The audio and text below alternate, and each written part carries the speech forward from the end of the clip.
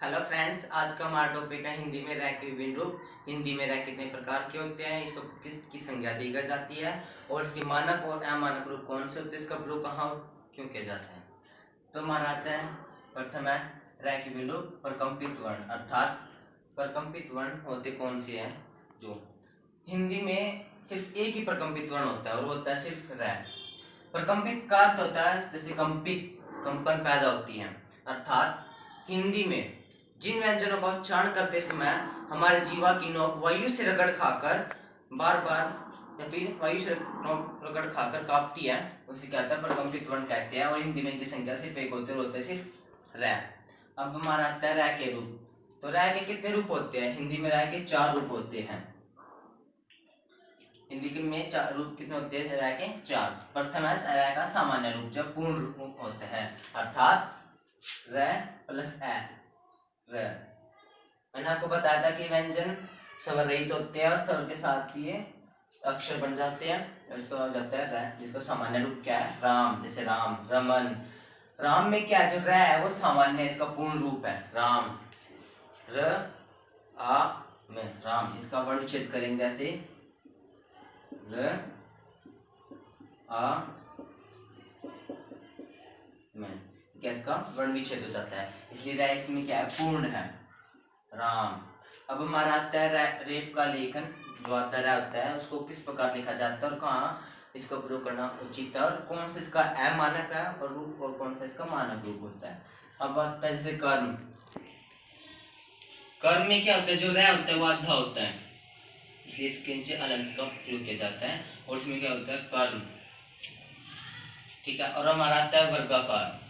वर्गाकार में क्या होता है, एक कंसेप्ट हो रहा है इसमें कि जो आधा रह होता है वो आने वाले वर्ण पर सवार न होकर उसकी मात्रा पर सवार होता है। जैसे कर्म में क्या होता है, मैं, आप कहेंगे मैं तो वर्ण इस पर सवार है, नहीं, मैं के बाद क्या है, जो एक स्वर है इसकी मात्रा है मैं, उस पर सवार होता है, उसको कर्म बोलते हैं। अब आते हैं वर्गाकार। वर्गाकार में जैसे ग, आने वाला वर्ण क्या है, ग, परंतु ये रह ग पर सवार न होकर उसके आने वाली मात्रा आ पर सवार होता है, क्या कहलाता है, वर्गाकार रहता है। अब आता है वर्ण्य। वर्ण्य में आप कहेंगे कि अण, परंतु दोस्तों अण क्या इसमें आधा ही है, ये पूर्ण वर्ण नहीं है। एक कंसेप्ट होता है कि आधे वर्ण पर कभी सवार नहीं होता, ये हमेशा पूर्ण पर होता है और आने वाले वर्ण की मात्रा पर होता है। जैसे वर्ण्य, तो ये या की मात्रा पर सवार होगा, न कि अण पर जो आधा है। अब हमारा आता है पाई। पाई का अर्थ होता है खड़ी रेखा वाले जो वर्णीय व्यंजन होते हैं उनको बोलते हैं पाई। आप पूछ सकते हैं कि हिंदी में पाई के वर्ण कौन कौन से होते हैं, तो जिसमें खड़ी रेखा होती है वे सभी क्या है, पाई के वर्ण का, जैसे क, प, ख, ग, इनमें क्या खड़ी रेखा, तो क्या कहलाते हैं पाई। और बात है हमारा क, इसमें क्या है, क्या आधा होता है और आधे क्या हम इस प्रकार लिखते हैं, इसमें रह, ये भी आधा ही रह और इसमें लिखेंगे ये बनेगा कर। और जैसे इसका एग्जांपल है कर्म। एक होता है कर्म, एक होता है कर्म। इसका अर्थ होता है कि जो आप कर्म करते हो, अच्छा बुरा, जिसका आप बोलते हैं ना अच्छा कर्म करो अच्छा फल मिलेगा। एक होता है कर्म अर्थात कर्मानुसार, जैसे 1 2 3 4 5 6 कर्मानुसार है, उसमें इसका यूज होता है कर्मानुसार में। अब आता है पै। पै भी खड़ी रेखा वाले है क्योंकि इसमें खड़ी रेखा है और आधे पै को हम इस प्रकार लिखते हैं और इसमें अगर रह जोड़ दिया जाए तो बनेगा पर। जैसे पर्शन, पर शन, पर एक साइड आता है और शन अलग साइड आता है। अब आता है पाई रहित व्यंजन कौन से होते हैं, अर्थात पाई रहित को क्या बोलते हैं, हम हिंदी में पर्णपदहीन बोलते हैं। और ये क्या होते हैं, स्वर के बिना होते हैं। इसमें कंसेप्ट क्या है कि ये स्वर के बिना होते हैं। जैसे पाई रहित व्यंजन अर्थात पदहीन, जिन्हें पदहीन बोला जाता है। जैसे ट, आधा ट और र, ये बनेगा टर। जैसे ट्रक, ड, आधा ड और र, तो बनेगा ड्र। जैसे ड्रम। ड्रम क्या है, ये इंग्लिश का वर्ड है, ये क्या है, इंग्लिश का वर्ड है। आने वाले टॉपिक में जैसे शब्द का टॉपिक करेंगे उसमें मैं आपके बारे में जो पूरी वीडियो आएगी उसमें आपको इसका पूरा कंफर्म हो जाएगा कि ड्रम कौन से शब्द होते हैं और कहाँ का यूज होता है और किस उसमें आते हैं, वर्ड में वर्गीकरण होके किसके आधार पर आते हैं ये और इनको क्या कहा जाता है। तो आपके समझ में आ गया कि पायरेट व्यंजन कौन से होते हैं जिनमें खड़ी रेखा नहीं होती, उनके बोलते हैं पायरेट बोलते हैं, उन्हें पदेन भी बोलते हैं। जैसे टर, टर, ट्रक, ड में खड़ी रेखा नहीं है तो इसलिए इसको पायरेट व्यंजन बोलते हैं, पदेन। अब आता है पाई, तो वह स्टार्ट करते हैं। पाई में क्या होता है, खड़ी रेखा। जो खड़ी रेखा वाले वर्ण होते हैं, व्यंजन होते हैं, उन्हें क्या बोलते हैं, बाई बोलते हैं। जैसे क में खड़ी रेखा है जिसको बोलते हैं कै, तो ये आता है पैर में। और कहा जाता, वो कहते हैं ना कि जो आधा रह होता है वो आने वाले वर्ण की मात्रा पर सवार होता है, और जो पूरा रहता है वो आगे आता है, अर्थात या फिर उसके वर्णों के पैर में पड़ा होता है, तिरछा होकर। जैसे प्रेम,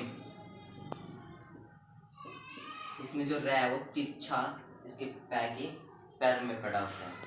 अब हमारा आता है रेफ का लेखन। जैसे आधर है, आधर है क्या बताया था मैंने आपकी, आने वाले वर्ण की मात्रा पर सवार होता है, उसके वर्ण पर नहीं। जैसे वर्गाकार में बताया था ग वर्ण है परंतु आ इसकी मात्रा है और उसकी मात्रा पर सवार होता है। वर्ण में क्या है, आधा अण है तो इस पर सवार न होकर यह की मात्रा पर सवार होता है, इसलिए क्या था वर्ण्य। रा का सामान्य रूप बताया था मैंने राम। राम में क्या होता है, जो रा होता है वो अक्षर बन जाता है। रै आधा होते हैं व्यंजन जो इसके स्वर के साथ साथ बोला जाता है तो उसके बन जाता है रै। इसका करेंगे से राम, रमन, वर्ण विच्छेद करेंगे तो ये आएगा हमारा र आ म राम। अब हमारा टॉपिक कंफर्म हो चुका है। अब हमारा आता है जैसे नया टॉपिक, अब आता है द के बाद रै का लेखन। अर्थात अगर द के बाद रै आता है तो उसे किस प्रकार लिखते हैं। जैसे द जमा रै, द द्रोणाचार्य, द्रो। अब आता है के बाद रै का लेखन। अर्थात अगर है के बाद रै आता है तो उसको किस प्रकार लिखना उचित होगा। जैसे वर्ण विच्छेद करेंगे तो हम इसको अलग अलग देंगे, परंतु अगर वर्ण विच्छेद को हमें कोई शब्द बनाना हो, अगर उस शब्द को हमें कैसे लिखना है तो हम उसको लिखेंगे इस प्रकार। जैसे है जमा रै हर, इसमें रै यहाँ आएगा और क्या है जैसे हर्ष। जैसे है के बाद है का लेखन क्या होगा, जैसे ये रहा है प्लस है हराश। अब हमारा आता है रै के बाद रै का ही लेखन। अगर दो बार रै प्रयुक्त हो तो उसको हम कैसे लिखेंगे, इसको कैसा उच्चारण होगा वो बताते हैं। जैसे रै के बाद अगर रै का लेखन होगा तो उसको हम इस प्रकार लिखेंगे और उसका उच्चारण क्या होगा, ये र।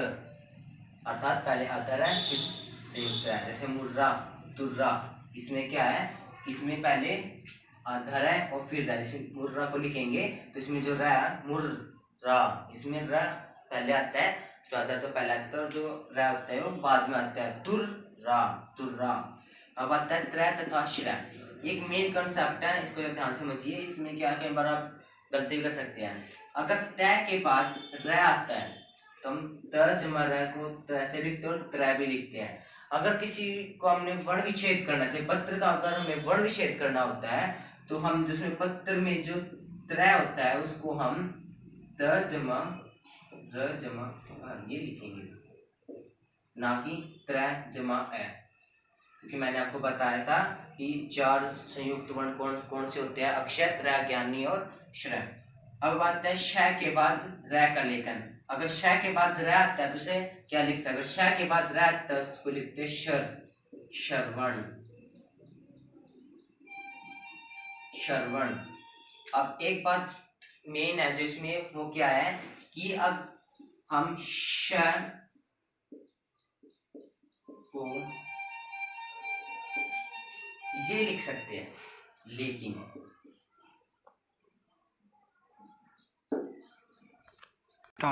बताया मैंने श और रैकोल को श लिख सकते हैं, परंतु हम श्र को